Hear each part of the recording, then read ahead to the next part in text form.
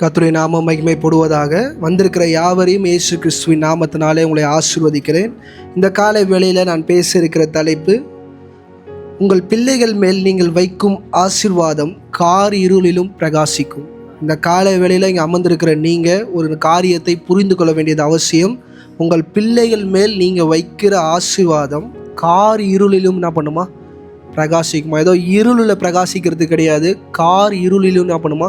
பிரகாசிக்கும். இன்றைக்கி நான் பேச இருக்கிற இந்த தலைப்பை மிக கவனமாக என்ன பண்ணுங்கள், கவனிங்க. இந்த உலகத்தில் அநேகரோட நம்பிக்கை கடவுளுடைய ஆசீர்வாதம் எப்படிப்பட்டதுன்னா எல்லாரும் அநேக சொல்லுவாங்க. ஆனால் இந்த தாய் தகப்பனுடைய ஆசீர்வாதம் எப்படிப்பட்டதுன்ற சில உணர்வு யாருக்கு என்ன பண்ணாது கிடையாது. ஆனால் உலகத்தில் இருக்கிற மற்ற மனுஷங்களுக்குள்ள ஒரு நம்பிக்கை இருக்குது, தகப்பன் தாய் ஆசீர்வச்சா பிள்ளைங்கள் என்ன பண்ணுவாங்க? ஆசீர்வதிக்கப்படுவாங்க. அப்படி பார்த்தீங்கன்னா உலகத்தில் எல்லாருமே என்ன பண்ணியிருக்கணும்? ஆசீர்வதிக்கப்பட்டிருக்கணும். எல்லா தகப்பன் தாய், ஓரளவுக்கு நல்ல தகப்பன் தாய் எல்லாருக்குமே என்ன ஆசை? தான் பிள்ளைகள் நல்லா இருக்கணும்னு. ஆனால் பிள்ளைகள் நல்லா இருக்கிறாங்களான்னு பார்த்தா என்னது கேள்வி இருக்குது. இன்றைக்கி சபை நல்லா புரிஞ்சுக்கோங்க. இங்கே ரட்சிக்கப்பட்டு அமர்ந்திருப்பீங்கன்னா ஒவ்வொரு வசனத்தையும் நீங்கள் தியானிக்க வேண்டியது, நான் அனுபவத்தை நீங்கள் புரிந்து கொள்ள வேண்டியது மிக மிக அவசியமாக இருக்கிறது. ஏன்னா நான் நிறைய காரியங்களை குறித்து நான் என்ன பண்ண போகிறேன், பேச போகிறேன். கொஞ்சம் நீங்கள் கவனமாக இதை கவனிக்க வேண்டியது அவசியம். இன்றைக்கி அநேக நேரம் ரட்சிக்கப்பட்ட குடும்பங்கள் பண்ணுகிற காரியம் என்னென்னா, பிள்ளைகளுக்காக அனுதினமும் போவாஸ் வந்து என்ன பண்ணுறோம், செபிக்கிறோம். ஆவிக்குரிய குடும்பத்தில் போனீங்கன்னா அவங்க வீட்டில் பார்த்தீங்கன்னா டெய்லி என்ன பண்ணுவாங்க, தன் பிள்ளைகளுக்காக முழங்கால் போட்டு என்ன பண்ணுவாங்க, ஜெபம் பண்ணுவாங்க. சில பேர் நினைக்கலாம், பாஸ்டர் நாளாக என்ன பண்ணுறது, ஆடிக்கு ஒரு வாட்டி அமாவாசைக்கு வாட்டி என்ன பண்ணுறேன். சில பேர் பண்ணுறாங்க. ஆனால் பண்ணுற நீங்களாக இருப்பீங்கன்னா உங்களுக்கான பிரசங்கம் தான் இது.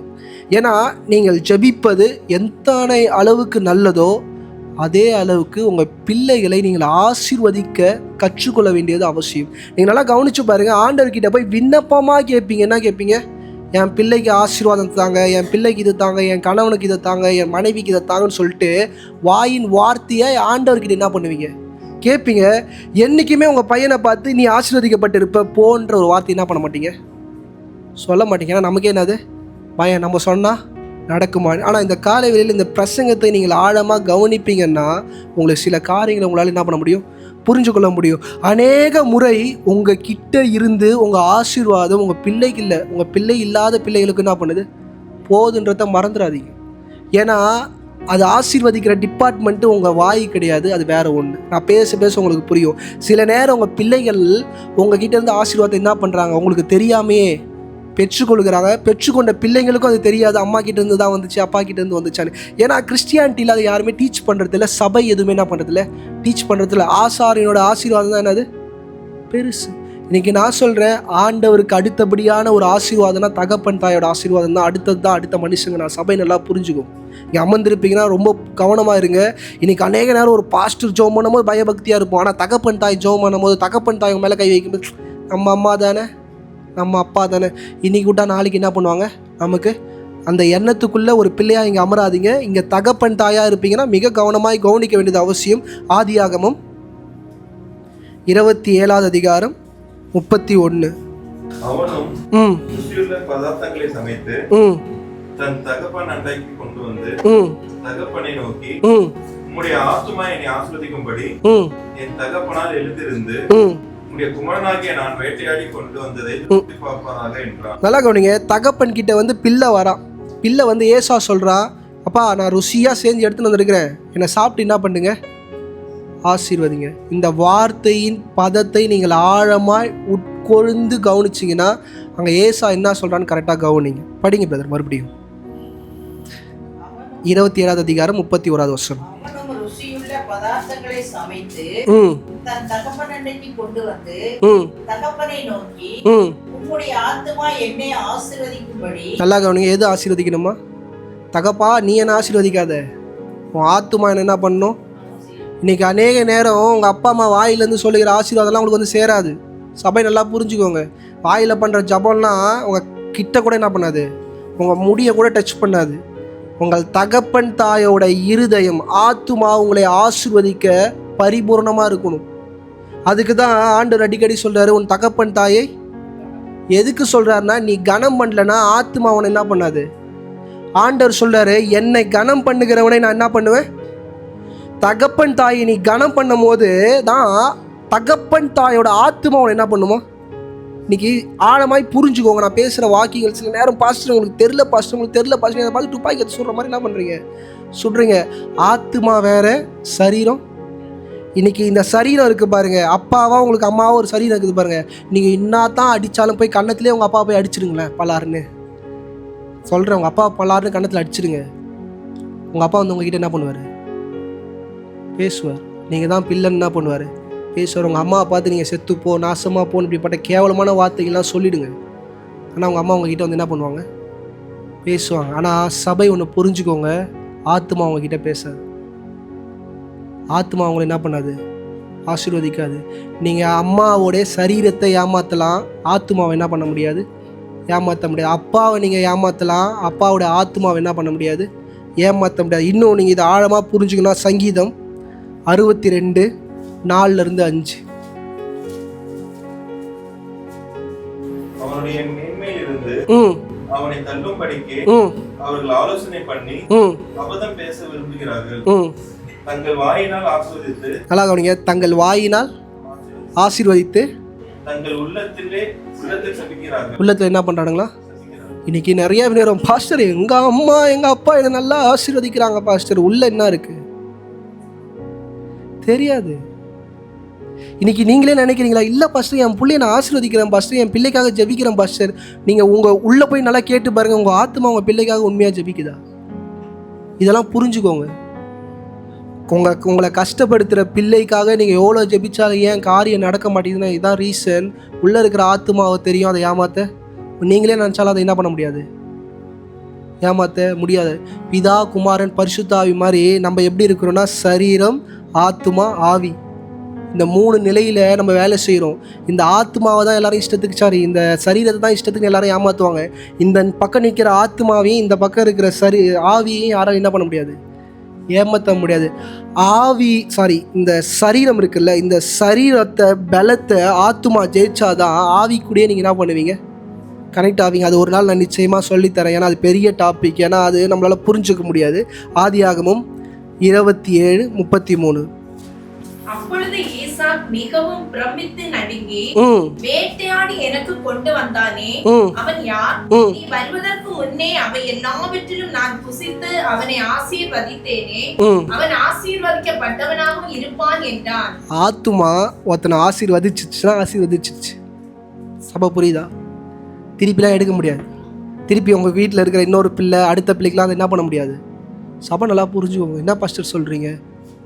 ஆத்துமா யாக்கோபை ஃபுல்லாக என்ன பண்ணிருச்சு, ஆசீர்வதிச்சிச்சு. அதை அவன் ரிசீவ் பண்ணதுக்கான காரணம் எல்லாம் நினைக்கிறான், அவன் பொய் சொல்லி வாங்கிட்டான்னு தான் பைபிள் எல்லாம் நினைக்கிறாங்க.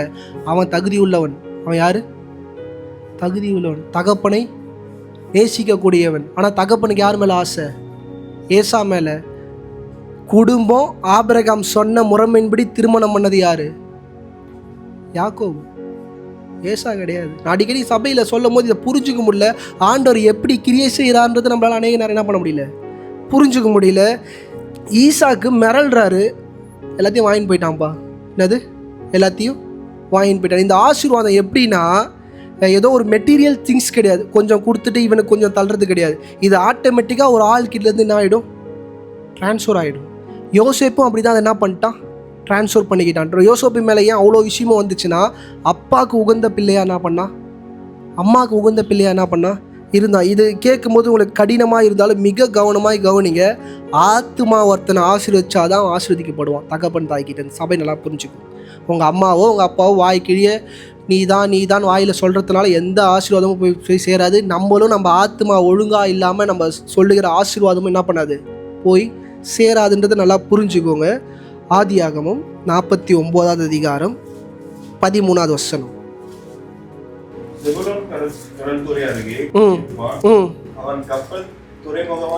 நல்லா கவனிங்க. இப்போ யாக்கோபு என்ன பண்ணிட்டார்னா, தன் தகப்பனிடம் கற்றுக்கொண்டதை போல இப்போ இவர் ஆசீர்வதிக்கும் போது மிக கவனமாக ஆசீர்வதிக்கிறார். ஒவ்வொருவரையும் என்ன பண்ணுறாரு, விதவிதமாக என்ன பண்ணுறாரு, ஆசீர்வதிக்கிறார். இந்த காலை வேளையில் நீங்கள் உட்காந்து ஜப வேளையில் ஜெபிக்கிறேன் பாஸ்டர், என் பிள்ளையை ஆசீர்வதிக்கிறேன் பாஸ்டர்னும் போது மிக கவனமாக இருங்க. எல்லா பிள்ளைக்கும் ஒரே மாதிரி ஜெபம் பண்ணாதீங்க, எல்லா பிள்ளையும் ஒரே மாதிரி என்ன பண்ணாதீங்க, ஆசீர்வதிக்காதீங்க. அதை ஆண்டவரே அக்செப்ட் பண்ணிக்க மாட்டார். என்ன பண்ண மாட்டார்? ஆண்டவரே அக்செப்ட் பண்ணிக்க மாட்டார். ஒவ்வொரு பிள்ளைக்கும் ஒரு மாதிரி ஆசீர்வதிக்கிறாரு.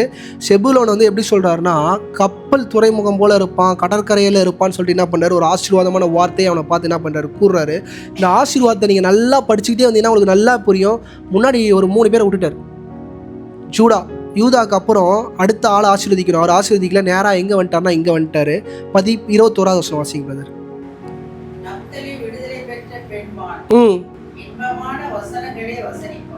பைபிளில் யாக்கோபு ஆசீர்வதிச்ச, யூதாக்கு அப்புறம் ஆசீர்வதிச்ச மிகப்பெரிய ஒரு ஆசீர்வாதமான ஒரு வார்த்தைனா இந்த 2 பிள்ளைங்களுக்கு தான். மிச்ச பிள்ளைங்கள், சில பிள்ளைகளை வந்து அவர் சபிச்சதை கர்த்தர் என்ன பண்ணுறாரு, மாத்துறாருன்றதை நான் இனிமேல் போதித்தேன். ஆனால் தகப்பனோட ஆசீர்வாதம் எப்படிப்பட்டது என்பதை சபை உணர்ந்து கொள்ள வேண்டும். நான் ஒரு படி போய் சொல்லலாம், அது சொல்லக்கூடாது. ஃபுல் ஃபீட்டில் இருந்து ஆண்டவரோட ஆசீர்வாதத்தை விட என்னது பெருசு. இதை உங்களால் ஏற்றுக்கவே முடியாது. இதை நான் முடிக்கும் போது உங்களால் என்ன பண்ண முடியும், புரிஞ்சிக்க முடியும். ஆனால் ஆண்டவரோட ஆசீர்வாதம் தான் பெருசு. இதை ஒரு மிகைப்படுத்தி சொல்லணுன்றதுக்காக நான் என்ன பண்ணுறேன், சொல்கிறேன். இன்றைக்கி இந்த இடத்துல நீங்கள் நல்லா கவனிச்சிங்கன்னா, செபுலோன் வந்து பார்த்தீங்கன்னா லேயாளுக்கு பிறந்த 6வது பிள்ளை, யாக்கோபுக்கு வந்து பார்த்தீங்கன்னா அவன் 10வது பிள்ளையாக இருக்கிறான். அதேமாதிரி நப்தலின் வந்து பார்த்தீங்கன்னா ராகேலோட வேலைக்காரிக்கு பிறந்த 2வது பிள்ளையாக இருக்கிறான். இவனுக்கு 6வது பிள்ளையாக என்ன பண்ணுறான், இருக்கிறான். ஆனால் இவர் எப்படி ஆசீர்வதிக்கிறார்னா, ஃபஸ்ட்டு 10வது பிள்ளையை ஆசீர்வதிச்சுட்டு லாஸ்ட்டாக 6வது பிள்ளை என்ன பண்ணுறாரு, ஆசீர்வதிக்கிறார். ஆசீர்வதிக்கிறதுக்கான விதங்கள் வந்து எனக்கு அதை புரிஞ்சிக்க முடியல. நான் இன்னும் அதிகமாக பைபிள் படிக்கணுன்றது இந்த இடத்துல கற்றுக்கிட்டேன். திருப்பி இந்த இடத்துல நல்லா கவனித்து பார்த்தீங்கன்னா 49வது அதிகாரம் 28வது வசனம். இஸ்ரவேலின் 12 கோத்திரத்தார் அவர்களுடைய தகப்பன் அவர்களை ஆசீர்வதிக்கையில் அவர்களுக்கு சொன்னது இதுதான், அவனவனுக்குரிய ஆசீர்வாதம் சொல்லி அவனவனை ஆசீர்வதி. அவனவனுக்குரிய, சும்மாலாம் உங்கள் பிள்ளை மேலே ஆசீர்வாதம் ஜபிக்கிறேன் பாஸ்டர்லாம் சொல்கிறேன், இன்னியோட மாற்றிக்கோங்க. அவனுக்கு குறியதை நீங்கள் என்ன பண்ணணும், ஆசீர்வதிங்க. என்ன ஆசீர்வதிக்கணும் சொல்ல மாட்டோம். தப்பாக ஆசீர்வதிச்சிங்கன்னா இன்னும் ஆகுன்றதை நான் உங்களுக்கு இப்போ சொல்லும் போது நீங்களே பயப்படுவீங்க. ஜெனிசஸ் ஆதியாகமம் 30வது அதிகாரம் 19 - 20. அப்புறம் லேயாள் கர்ப்பவதியாகி யாக்கோபுக்கு 6ஆம் குமாரனை பெற்றாள். அப்பொழுது லேயாள், தேவன் எனக்கு நல்ல ஈவை தந்தார். நல்லா கவனிங்க, பிள்ளை பிறக்கும் போதெல்லாம் நல்ல வார்த்தை சொல்லுங்க. சும்மா பிள்ளையை போய் தூக்கி கொஞ்சாதீங்க. முதல்ல ஜெபம் பண்ணுங்க. அந்த பிள்ளையை பார்த்து ஒரு நல்ல வார்த்தையை டிக்ளேர் பண்ணுங்கள். வாயிலிருந்து ஒரு தகப்பனா, ஒரு தாயா, நீங்கள் ஒரு தாத்தா பாட்டியாக இருந்தீங்கன்னா அந்த கையில் அப்படி தூக்குற அந்த ஃபஸ்ட்டு. இன்றைக்கி ஏன் இதை நான் உங்கள்கிட்ட பேசுகிறேன்னா, ஆசீர்வதிக்க வேண்டிய சரியான இடங்கள் இருக்குது. கண்ட இடத்துலலாம் என்ன பண்ண முடியாது, ஆசீர்வதிக்க முடியாது. ஒரு குழந்தை பிறக்கும் போது ஆசீர்வதிக்கலாம், ஒன்று நீங்கள் மரிக்கும் போது என்ன பண்ணலாம், ஆசீர்வதிக்கலாம். சபை நல்லா புரிஞ்சுக்கோங்க. இந்த 2 தருணத்தையும் உங்கள் வாழ்க்கையில் ஒரு நாள் என்ன பண்ணுறாதீங்க, விட்டுறாதீங்க. படிங்கம்மா. தேவன் எனக்கு நல்ல ஈவை தந்தார். என் புருஷனுக்கு நான் 6ஆம் குமாரனை பெற்றபடியால் இப்பொழுது அவர் என்னுடனே வாசம் பண்ணுவார் என்று சொல்லி அவனுக்கு செபுலோன் என்று பெயரிட்டார். வாசம் பண்ணுவார் என்று சொல்லும் போது எங்க வாசம் பண்ணாங்கன்னா, கல்லறையில தான் 2 பேரும் என்ன பண்ணாங்க, ஒண்ணா வார்த்தையை ஆண்டவர்கிட்ட பேசும்போது ஆழங்களை ஒழுங்கா என்ன பண்ணணும், சொல்லணும். அதுக்கு தான் நான் இந்த காரியங்களை சொன்னேன். எபேசியர் 4வது அதிகாரம் 29வது வசனம். நல்லா கவனிங்க. குடும்பத்துக்குள்ள உங்க பிள்ளைகளை நோக்கி தயவு செய்து சொல்றேன், தகப்பன் தாயா இருப்பீங்கன்னா உங்க மனைவியை பார்த்து, உங்க பிள்ளைகளை பார்த்து, உங்க கணவனை பார்த்து, don't use your bad words. ஆண்டவர் எஸ் கொடுத்துருவார். என்ன கொடுத்துருவாரு, எஸ் கொடுத்துருவாரு. ப்ராவர்ப்ஸ், நீதிமொழிகள் 16:24, 16:24. உங்க ஆத்துமாக்கு எது மதுரமா இருக்குமா?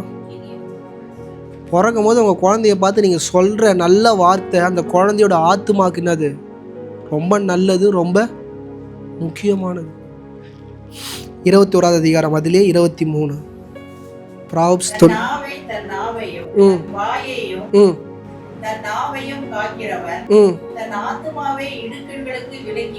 நல்லா கவனிங்க. வாயை அடக்கிறவன் தன் ஆத்மாவை என்ன பண்ணிப்பானா, காத்துக்கொள்ளுவான். இன்னைக்கு அநேக குடும்பத்துக்குள்ள இருக்க பிரச்சனை, பேசாம சில பேர் அமைதியா இருந்தா பிரச்சனையா இருக்கு.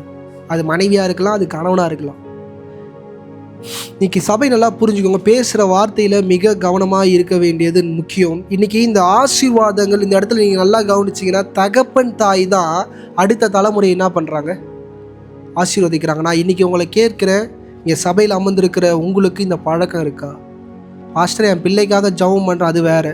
என் கணவருக்காக ஜெபம் பண்ணுறேன் வேறு. என் மனைவிக்காக ஜெபம் பண்ணுறேன், அது வேறு. ஆசீர்வாதமான வார்த்தைகளை அவங்களை பார்த்து நீங்கள் சொல்லுகிறது பழக்கம் உண்டா? அது எப்படி மறைஞ்சது? நம்மளோட பிகினிங்கே ஆண்டவரோட உறவாடின எல்லாருமே அதை பண்ணியிருக்கிறாங்க. எப்படி மறைஞ்சதுன்னா, என்னாகும் புஸ்தகம் 6வது அதிகாரம் 23, 24, 25, 26, 27. என்னாகமும் 6வது அதிகாரம் 23.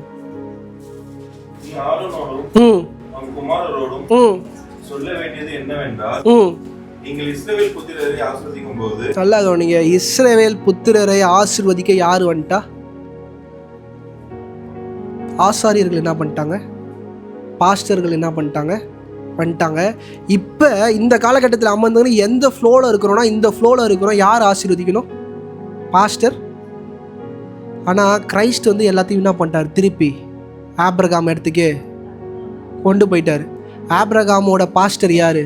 நான் சொல்லி கொடுத்தேன், ஏசு கிறிஸ்து. நம்மளோட பாஸ்டர் யார்? ஏசு கிறிஸ்து. நான் கிருபையாக உங்களுக்கு என்ன பண்ணுறேன்? போதிக்கத்தக்கதாய், உங்களுக்காக ஜெபிக்கத்தக்கதாய் நான் இருக்கிறேன். நான் கிருபையாக இருக்கிறேன். இது அடிக்கடி புரிஞ்சுக்கோங்க. இப்போ நம்ம யார் ஆசீர்வதிக்கணும்? உங்கள் பிள்ளைகளை யார் ஆசீர்வதிக்கணும்? கர்த்தர். அது யார் மூலிமா? தாய் தகப்பன் மூலிமா. மறந்துடாதீங்க. பாஸ்டர், அதுக்கு நீங்கள் ஆசீர்வதிச்சா ஒன்றுமே நடக்காதா பாஸ்டர்? நீங்கள் என்னை பார்த்து டக்குன்னு கேள்வி கேட்டுறாதீங்க. நடக்கும். ஆனால் எது ஃபஸ்ட்டு இருக்கணும்? தகப்பன் தாய் ஃபஸ்ட்டு இருக்கணும். கர்த்தருக்கு அப்புறம் யாருன்னா அம்மா அப்பா, அதுக்கப்புறம் பாஸ்டர், அதுக்கப்புறம் அண்ணன் பெரியப்பா, பிலீவர்ஸ் யாருலாம் என்ன பண்ணலாம் அவங்க பிள்ளைய. ஆனால் உங்கள் ஆசீர்வாதம் 2வது இடத்துல இருக்க வேண்டியது மிக மிக அவசியம். இப்போ இந்த இடத்துல நல்லா கவனிச்சிங்கன்னா, இந்த ஆசீர்வாதம் எப்படி கிரியை செய்து பாஸ்டர்னு நீங்கள் பார்த்தீங்கன்னா, மோசேவும் பார்த்தீங்கன்னா இந்த கோத்திரத்தாரை ஆசீர்வதிக்கிறார். உபாகமம் 33:18. ஏன்னா நான் அப்படியே அங்கேருந்து நான் பொறுமையாக பைபிள் ஃபுல்லாக நான் கடந்து வர விரும்புகிறேன். நீங்கள் பார்த்தா தான் உங்களுக்கு புரியும். நீ வெளியே புறப்பட்டு போகையிலும், இசக்காரே, நீ உன் கூடாரத்தில் தங்கையிலும் சந்தோஷமாயிரு. ஜனங்களை அவர்கள் மலையின் மேல் வரவழைத்து அங்கே நீதியின் படிகளை இடுவார்கள். நல்லா கவனிங்க, மோசே ஒரு ஆசீர்வாதத்தை என்ன பண்ணுறாரு? அவனோட எண்ட் கேமில் நான் சாகும் போது ஒரு ஆசீர்வாதத்தை கூறுறாரு. இப்போ நல்லா கவனிங்க, இவனுங்க மேலே 2 விதமான ஆசீர்வாதம் ஒன்று இருக்குது. ஒன்று தகப்பன் வைத்தது, ஒன்று ஊழியக்காரன் வைச்சது. சபை நல்லா புரிஞ்சுங்க. ஏன் உங்களுக்கு இவ்வளோ டீப்பாக பைபிள் சொல்லித்தரேன்னா, எது உங்கள் வாழ்க்கையில் வேலை செய்யுதுன்றதை உங்களால் இப்போ தான் என்ன பண்ண முடியும்? புரிஞ்சுக்க முடியும். அதுக்காக பாஸ்டர் சொல்லிட்டான்னு சொல்லிட்டு என்னை யாராவது தள்ளி விட்டு உங்கள் வேலையை பாட்டு நீங்கள் பார்த்தீங்கன்னு வச்சுக்கோங்களேன், அப்புறம் நான் கோச்சிப்பேன். அப்புறம் இது மாதிரிலாம் உங்களுக்கு என்ன பண்ண மாட்டேன், சொல்லித்தர மாட்டேன். 33வது அதிகாரம் 23வது வசனம். கர்த்தருடைய தயவினாலே திருப்தி அடைந்து அவருடைய ஆசீர்வாதத்தினாலே நிறைந்திருப்பான். நீ மேல்திசையும் தென்திசையும் சுதந்திரத்திற்குள் என்றார். இப்ப நல்லா பாருங்க, கிட்டத்தட்ட அப்பா கொடுத்த ஆசீர்வாதத்துக்கும் ஒரு ஊழியக்காரனாகிய மோசே கொடுத்த ஆசீர்வாதத்துக்கும் வித்தியாசம் இருக்கிறத நீங்கள் நல்லா என்ன பண்ணலாம், கவனிச்சு பார்க்கலாம். நீங்கள் கர்த்தர்னா எல்லா ஊழியக்காரங்களும் என்ன பண்ணுவாங்க? கர்த்தரை யூஸ் பண்ணி தான் ஆகணும். அதனால கர்த்தர் அங்கேயும் வரும், இங்கேயும் வரும். ஆனால் இந்த காலங்கள் செல்லுது, யோசுவா காலம் வருது. யோசுவா சில இடங்களை என்ன பண்ணுறாரு? அவங்களுக்கு என்ன பண்ணுறாரு? அலகேட் பண்ணுறாரு. அந்த அலகேட்டில் அவங்க என்ன பண்ணுறாங்க? நல்லா வாசமாக ஜாலியாக ஹாப்பியாக இருக்கிறாங்க. ஆனால் காலங்கள் எப்படி போகுதுன்னா, இந்த 2 கோத்திரம் மிக முக்கியமான கோத்திரமாக இஸ்ரவேலில் என்ன பண்ணுது? பார்க்கப்படுது. ஜட்ஜஸ், நியாயாதிபதிகள் 5வது அதிகாரம் 18.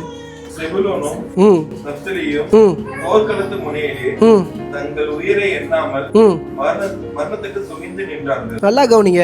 இப்ப இந்த 2 கோத்திரம் அப்பா தனித்தனியா ஆசீர்வச்சாலும் இந்த கோத்திரம் எப்படி ஆகுதுன்னா ஒன்னாவது. என்ன ஆகுது? அண்ணன் தம்பின்ற ஒரு பாண்டிங்குள்ள இவங்க ஆட்டோமேட்டிக்காக என்ன பண்ணுறாங்க? வராங்க. யுத்தத்தில் மரணத்துக்கு பயப்படாமல் நின்று இஸ்ரேலுக்காய் யுத்தம் செய்கிற இடத்துல என்ன பண்ணுறாங்க? நிற்கிறாங்க. நியாயாதிபதி காலத்தில் ராஜாக்கள் கிடையாது. ஆனால் இந்த 2 கோத்திரம் யுத்தத்தில் போய் முன்னாடி நிற்கிது. நான் என்ன பண்ணுவேன்? சண்டை போடுவேன்ற இடத்துல போய் நிற்கிறாங்க. 1 நாளாகமும் 12வது அதிகாரம் 33 34. சகலவித யுத்த ஆயுதங்களாலும் யுத்தம் செய்கிறதற்கும் தங்கள் அடியை காத்து நிற்கிறதற்கும் பழகி வஞ்சனை செய்யாமல் யுத்தத்திற்கு போகத்தக்கவர்கள் 50,000 பேர். இவங்களுக்கு ஒரு வார்த்தை இருக்கு, வஞ்சனை என்ன பண்ண மாட்டாங்களா? யுத்தத்துக்கு கூட்டா கொஞ்சம் பேர் தான் இருக்கணும்னு சொல்ல மாட்டாங்களா? மொத்த பேரும் கரெக்டாக போய் நின்று இஸ்ரேலுக்காக மீன்ஸ்னா ஆண்டவருக்காக என்ன பண்ணுவாங்க? போய் முன்னாடி நிற்கிறவங்க. தாவீதோட எல்லா யுத்தத்துலேயும் இவங்க முன்னாடி உண்மையாக நின்னாங்களாம் தாவீதுக்காக. நீங்கள் அதெல்லாம் ஹிஸ்ட்ரி எடுத்து படித்தா பயங்கரமாக இருக்குது. ஆனால் இவ்வளோ நல்லவங்களுக்குள்ள இந்தாண்ட பக்கம் இன்னொரு ஃபேஸ் இருக்குது இவங்களுக்கு. இவங்க கெட்டவனுங்க, புரியுதா? ஒரு பக்கம் ஆண்டவருக்கு நல்ல ஈவுகளை இந்த பக்கம் செஞ்சுன்னு இருக்கிறாங்க, அதே அளவுக்கு இந்த பக்கம் ஆண்டவருக்கு பிரியமில்லாத காரியத்தை என்ன பண்ணுறானுங்க, செய்கிறானுங்க. நியாயாதிபதிகள் 1 அதிகாரம் 30வது வசனம். செபுலோன் கோத்திரத்தார் கித்ரோனின் குடிகளையும் நாகலோனின் குடிகளையும் துரத்தி விடவில்லை. ஆகையால் கானானியர் அவர்கள் நடுவே குடியிருந்து, நல்லா கவனிங்க, கானானியர் அவங்களுக்கு நடுவில் குடியிருக்க என்ன பண்ணிட்டாங்க, விட்டுட்டாங்க. அப்புறம் 33வது வசனம் வாசிங்க. நப்தலி கோத்திரத்தார் பெத்சிமேலின் குடிகளையும் பெத்தானத்தின் குடிகளையும் துரத்தி விடாமல் தேசத்தின் குடிகளாகிய கானானின் நடுவே குடியிருந்தார்கள்.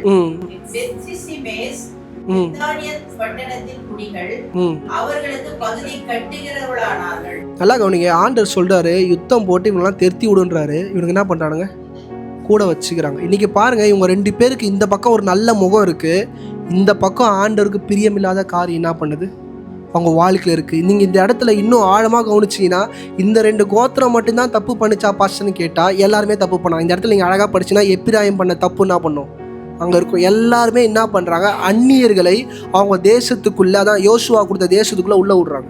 இன்றைக்கி இந்த காலையில் அமர்ந்துருக்கிறீங்கன்னா அந்நியரை தூக்கி உங்களோட தரிசனத்துக்குள்ளே உள்ளே விடாதீங்க. கடவுள் உங்களோட பேசுகிறாருன்னு நான் விசுவாசிக்கிறேன். இன்றைக்கி நான் சொல்கிறேன், உங்களுக்கு வச்ச அழைப்பில் நீங்கள் மட்டும் என்ன பண்ணுங்கள், இல்லைங்க, தேவையில்லாத அசுத்த ஆவிகளை கூட்டு உங்கள் கூட என்ன பண்ணாதீங்க, கை கோக்க விடாதீங்க. ஏன்னா இந்த பக்கம் இவனை நல்லது பண்ணுறான், பார்க்கும் போது நல்லவர்கள் போல தோணுது. இந்த பக்கம் வந்து பார்க்கும்போது கெட்டது என்ன பண்ணுறாங்க. இவனுங்க எல்லாரை விட அதிகமாக பண்ணானுங்களாம். கலப்பு வந்து எல்லாரை விட இவனுங்க என்ன பண்ணாலும் அதிகமாக பண்ணாங்களாம்.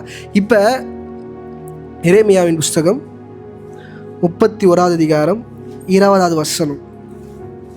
எப்ராயிம் எனக்கு அருமையான குமாரன் அல்லவோ. நம்ம ஒரு சில மாதங்களுக்கு முன்னாடி பார்த்தோம், எப்பிராயிம் மேலே அவங்க தாத்தா என்ன பண்ணுறாரு, மனாசேவை தள்ளிட்டு ஒரு மிகப்பெரிய ஆசீர்வாதத்தை என்ன பண்ணுறாரு, வைக்கிறாரு. இப்போ மனுஷனோட ஆசீர்வாதத்தை பெற்றுக்கொள்ளும் போது என்ன நடக்குதுன்றத புரிஞ்சுக்கலாம். படிங்கம்மா. எப்ராயிம் எனக்கு அருமையான குமாரன் அல்லவோ, அவன் எனக்கு பிரியமான பிள்ளை அல்லவோ.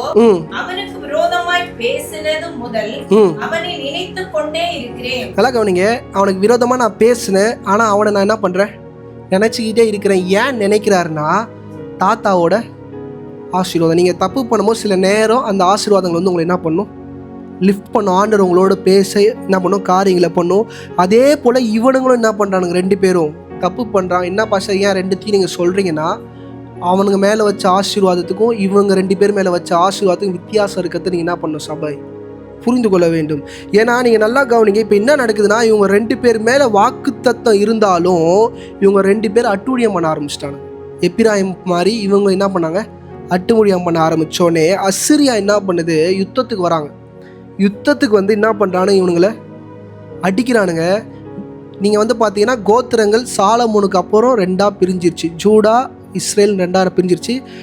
ஜூடாவும் பெஞ்சமினும் ஒரு பக்கம், மிச்ச 10 பேரும் இவங்க இந்த பக்கம். இப்போ இவங்க 10 பேர் தனியாக இருக்கும் போது இந்த 10 பேர் அடிக்க யார் வரான்னா, அசிரியா என்ன பண்ணுது, வருது. அசிரியா வந்து யார் அடிக்குதுன்னா, இவங்க 2 பேரை ஃபஸ்ட்டு அடிக்குது. இப்போ என்ன பண்ணணும், எல்லா யுத்தத்துக்கும் முன்னாடி நின்ன இவங்களை அடிக்கும் போது மற்ற 8 பேர் என்ன பண்ணணும், எல்லாரும் சண்டைக்கு வார்த்தனும் சண்டைக்கு போல. எல்லாரும் என்ன தெரியுமா சொல்கிறானுங்க, அவன் கலப்பு வச்சுக்கிட்டான், அவன் என்ன பண்ணிட்டான், புறஜாதி கூட கலந்துட்டான், அதனால் ஆண்டவன் அடிக்கிறாரு, நம்மளாம் பரிசுத்தமாக இருக்கிறோம். என்னது நம்மளாம் பரிசுத்தமாக, அவனை அடிக்கட்டும். ஏசாயா 9வது அதிகாரம் 1 வசனம். நல்லா கவனிங்க, செபுலோன் நாட்டையும் நப்தலின் நாட்டையும் இடுக்கமாய் ஈனப்படுத்தின. இந்த கால வெளியில் சொல்கிறேங்க, இவங்களை ஈனப்படுத்தினது யார் தெரியுமா, கூட பிறந்தவங்க. 8 கோத்திரம் அடி வாங்கின்னு இருக்கிறாங்க. அவங்க பொண்டாட்டி பிள்ளைகள்லாம் இழுத்துன்னு போகிறாங்க. இவனுக்கு எதுவுமே என்ன பண்ணல, மிலிட்ரியை சின்ன பின்னமாக இருக்குது. அசிரியா உள்ளே பூந்து இவங்க 2 பேரும் மாணவரியாக அடிக்கிறானுங்க, கொல்றானுங்க, கொலை பண்ணுறானுங்க. இந்த மற்ற 8 பேர் என்ன பண்ணுறானுங்க, அமைதியாக நின்று வேடிக்கை பார்க்குறாங்க. ஆண்டவரோட ஆக்கினி என்ன பண்ணுது, மேலே வருது. எல்லாரும் கை கட்டி என்ன பண்ணுவோம், நிற்போம். ஏன்னா படிங்கம்மா. காலத்தில் இருந்தது போல அது இருண்டு இருப்பதில்லை. நல்லா கவனிங்க, ஆண்டவர் தீர்க்கதரிசியை கொண்டு சொல்றாரு, முந்தின காலத்துல அது இருண்டு இருப்பது போல இப்ப என்ன பண்ண போது இல்லை. எதுக்கு சொல்றாருன்னா அவங்க அப்பா வச்ச ஆசீர்வாதம். படிங்கம்மா. ஏனென்றால் அவர் கடற்கரையாகிலும் யோர்தான் நதியோரத்திலும் உள்ள. நல்லா கவனிங்க, ஆசாரியின் நடுவுல பூந்து உங்க ஆசீர்வாதத்தை மாத்தலாம். நான் எதுக்கு இப்போ நான் உங்களுக்கு சொல்லித்தரேன்னா நல்லா புரிஞ்சுக்கோங்க. மோசே வேற ஒரு ஆசீர்வாதத்தை சொன்னார். ஆனால் ஆண்டவர் எந்த ஆசீர்வாதத்தை பற்றி பேசுகிறார்? தகப்பன் வச்ச ஆசீர்வாதம். கடற்கரை. படிங்கம்மா. யோர்தான் நதியோரத்திலும் உள்ள புறஜாதியருடைய கலிலேயாவாகிய அத்தேசத்தையும் பிற்காலத்திலே மகிமைப்படுத்துவார். அவங்க என்ன தெரியுமா சொல்றாரு? புறஜாதின்றார். யாரு? புறஜாதின்றார். அவங்க வாக்குத்தத்தம் பண்ணப்பட்ட பிள்ளை. ஆனால் கூட இருக்கிற 8 பேர் இவங்களை புறஜாதியாக பார்த்ததுனால ஆண்டவர் என்ன சொல்றாரு? புறஜாதியான ஒன்றை என்ன பண்ணுவேன்? ஆசீர்வதிப்பதும் உன்னை மகிமைப்படுத்தணும். இப்படி காரியங்களை என்ன பண்றாரு சொல்றாரு. சொன்னது மாத்திரம் இல்லை. மத்தேயின் புஸ்தகம் 4வது அதிகாரம் 13-15. செபுலோன் நப்தலி என்னும் நாடுகளில் எல்லைகளில் இருக்கும் கடற்கரைக்கு அருகான கப்பர்நகூமிலே வாசம் பண்ணினார். கர்த்தர் சிங்காசனத்துல பெரிய தாவீதின் கூடாரத்துல பிறந்துட்டு இப்ப எங்க வர விரும்புறாருன்னா இந்த 2 கோத்திரம் எங்க இருக்கோ அங்க வர விரும்புறாரு. சபை புரியுதா? எதுக்கு? இவனுக்கு நல்லவனுங்கண்ணா. இந்த காலையில் புரிஞ்சுக்கோங்க, இவனுக்கு நல்லவனுங்கண்ணா சொல்லிட்டு ஆண்டு வராரு. அவங்க அப்பா சொன்ன ஆசீர்வாதம். சபை நல்லா புரிஞ்சுக்கோங்க. அவங்க அப்பா அவங்க தகப்பன் தான் அவனுக்கு மேலே வச்ச ஆசீர்வாதத்தை நிமித்தம் இவர் இறங்கி வராரு. எங்கே இறங்கி வராருன்னா இவங்க கிட்ட என்ன பண்றாரு? இறங்கி வராரு. படிங்கம்மா. கடற்கரை அருகிலும் யோர்தானுக்கு அப்புறத்திலும் உள்ள செபுலோன் நாடும் நப்தலி நாடும் ஆகிய புறஜாதியருடைய கலிலேயாவிலே இருளில் இருக்கும் ஜனங்கள் பெரிய வெளிச்சத்தை கண்டார்கள். நல்லா கவனிங்க, இயேசு கிறிஸ்து ஒரு வெளிச்சத்தை அவங்க வாழ்க்கையில் என்ன பண்றாரு? பண்றாரு. சபை நல்லா புரிஞ்சுக்கோங்க. ஒரு தகப்பனாய் நீங்கள் ஆசீர்வதிக்க வேண்டிய விதங்கள் மிக மிக முக்கியம். அதே ஆசீர்வாதம் யாரோட வாழ்க்கையில்? எப்பிராயிமோட வாழ்க்கையில் அது எப்படி போகுதுன்றதை நீங்கள் கவனிச்சிங்கன்னா ஓசியா 4வது அதிகாரம் 17வது வசனம். நல்லா கவனிங்க, எப்பிராயிம் மட்டும் இல்லை, இவனுங்க 2 பேரும் எதோட இணைஞ்சிருந்தானுங்க? விக்கிரத்தோட இணைஞ்சிருந்தானுங்க. ஆனால் இயேசு கிறிஸ்து பூமியில் வந்த உடனே யாரை தேடி வந்தார்? இவனுங்க 2 பேரை தேடி வந்தார். இயேசு எதற்காக வந்தார்? யாராச்சும் சொல்லுங்களா டக்குன்னு. காணாமல் போன யார்? அந்த இஸ்ரவேல். இவனுங்க 2 பேர் தான். என்ன புரியலையா அவங்களுக்கு? அத்தனை கோத்திரம் இருக்குது. ஆனால் இயேசு கிறிஸ்து எந்த கோத்திரத்துக்காக வந்தார்? ஃபர்ஸ்ட் ப்ரையாரிட்டி இவங்க 2 பேருக்கு தான். படிங்கம்மா, இதை படிங்க.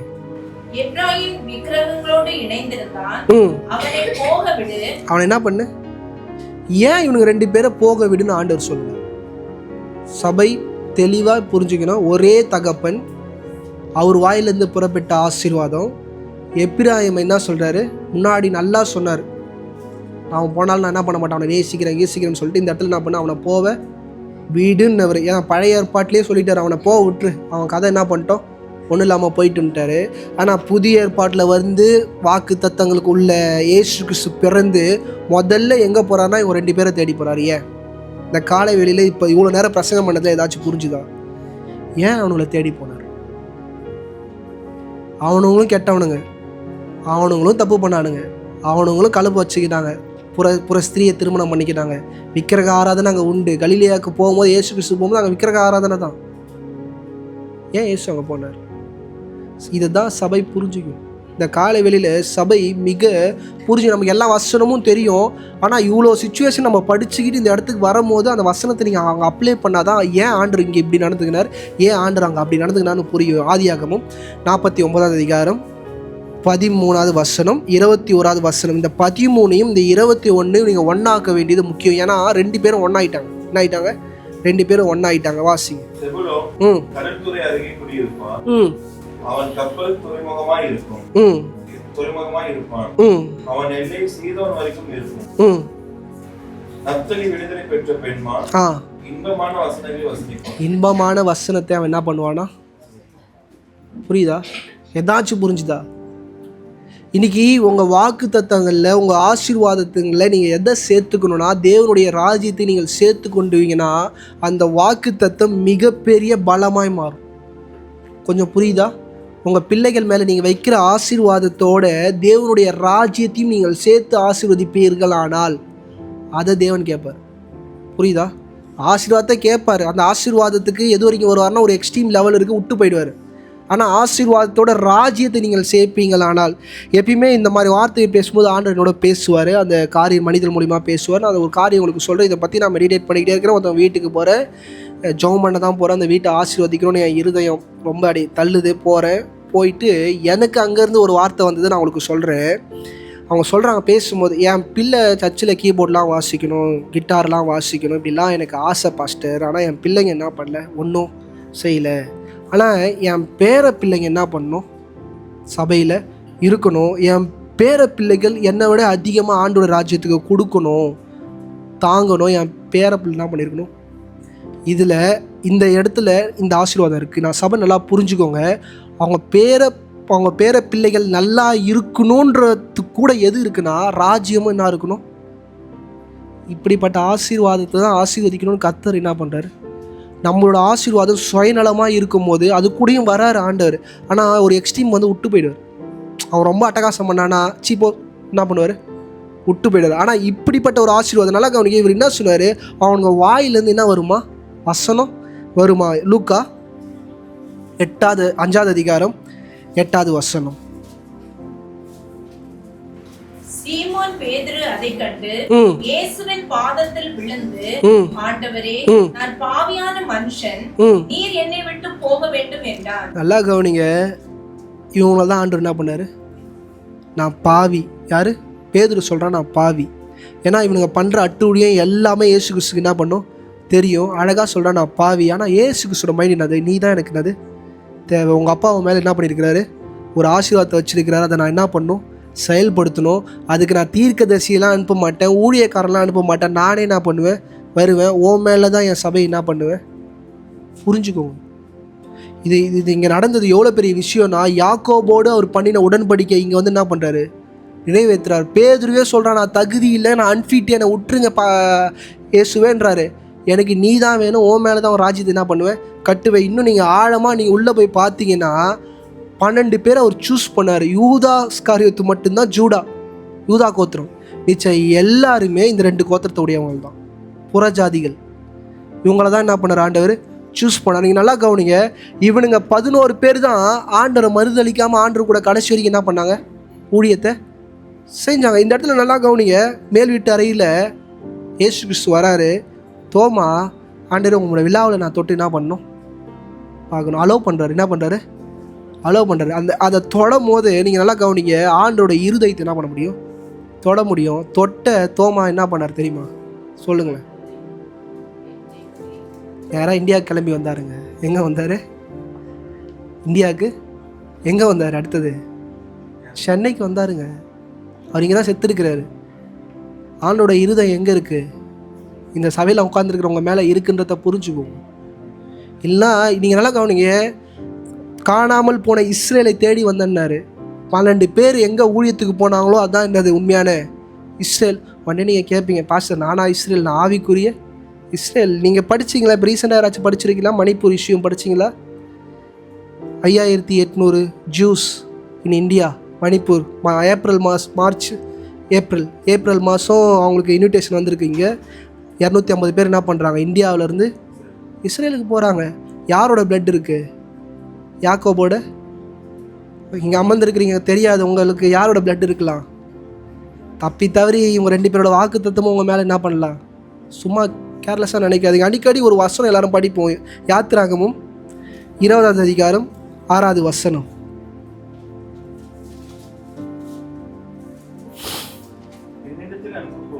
என்னிடத்தில் அன்பு கூர்ந்து என் கற்பனைகளை கை கொள்கிறவனுக்கோ.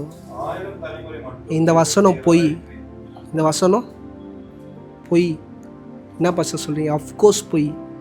இப்போ நான் இந்த இடத்துல பேனா எடுத்து எதுனா 2000 போடணும். என்னது, யாக்கோபு டு ஜீசஸ் எடுத்து பார்த்தா 2000 வருஷம். 2000 வருஷம் கழிச்சு ஆண்டவர் உண்மையாக இருக்கிறார். யாருக்கு, யாக்கோபுக்கு. யாருக்காக, எதுக்காக, யாக்கோபு உண்மையாக இருந்தான். என்னது, யாக்கோபு உண்மையாக இருந்தான். இன்றைக்கி யாக்கோபோட உண்மைத்தன்மையே 2000 வருஷம் ஆசீர்வதிக்குன்னா, இன்றைக்கி நல்லா கவனிங்க. இந்த காலகட்டத்தில் ஆண்டருக்கு நீங்கள் உண்மையாக இருந்தீங்கன்னா உங்களோட ஆசீர்வாதம் எத்தனை ஆண்டு தாண்டி போகணும்னு யோசிச்சு பாருங்க.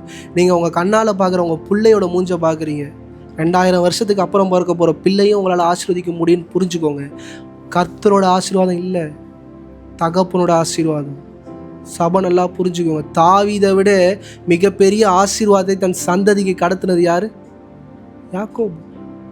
சும்மா உங்கள் பிள்ளை இப்படி தூக்கி அம்முக்குட்டி சல்லக்குட்டிலாம் என்ன பண்ணாதீங்க, கொஞ்சம் டைம் என்ன பண்ணாதீங்க, வேஸ்ட் பண்ணாதீங்க. ஜெபம் பண்ணிட்டு வைங்க, தலை மேலே கை என்ன பண்ணுங்கள் வைங்க. மிகப்பெரிய வாக்கு தத்துவத்தை உங்கள் பிள்ளை மேலே வைங்க.